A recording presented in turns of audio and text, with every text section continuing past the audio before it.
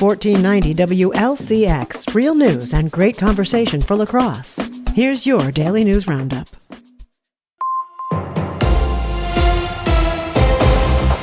For Civic Media News, I'm James Kelly.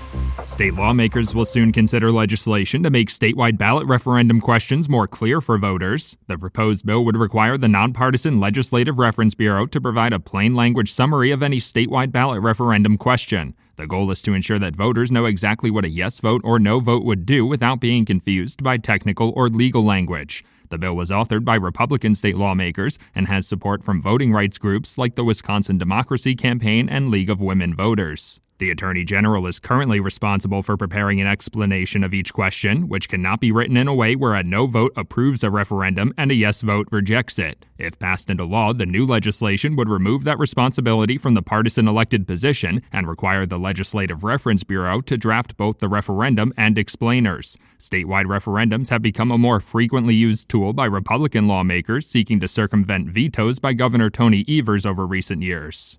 As Wisconsin lawmakers prepare for competitive elections in November, Assembly Speaker Robin Vos is outlining his goals and legislative priorities for 2026. According to a TMJ4 report, those priorities include efforts to lower property taxes and passing a constitutional amendment that would limit the governor's ability to raise property taxes unilaterally. That proposed constitutional amendment specifically references the partial veto Governor Tony Evers used in the 2023-2025 biennial budget to increase per-student school funding for the next 400 years. One major strain on property taxes across the state has been the increased reliance of school districts on operational referendums to maintain their services. Last April's election saw a total of 89 school referendums proposed, 51 of which were operational referendums as districts turned to property taxpayers to address their budget constraints amid declining enrollment numbers and inflation. Assembly Speaker Robin Vos also highlighted targeted income tax cuts on overtime pay and tips for servers as a priority for 2026. For Civic Media News, I'm James Kelly.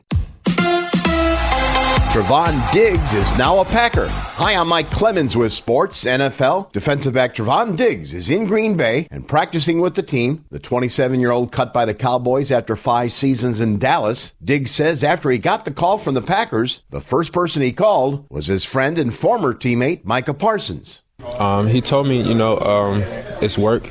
It's a lot different.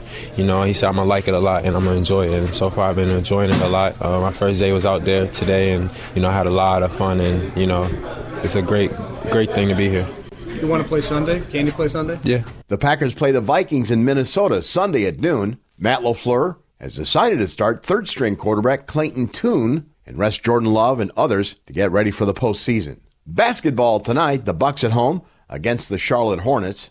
College hoops, the Badgers host Purdue tomorrow night at the Kohl Center. With sports, I'm Mike Clemens.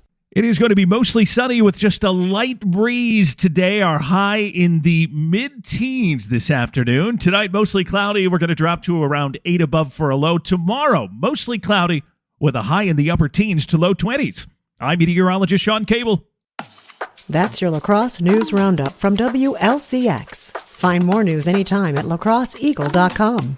Subscribe to this podcast on Spotify, Apple, or wherever you find your podcasts.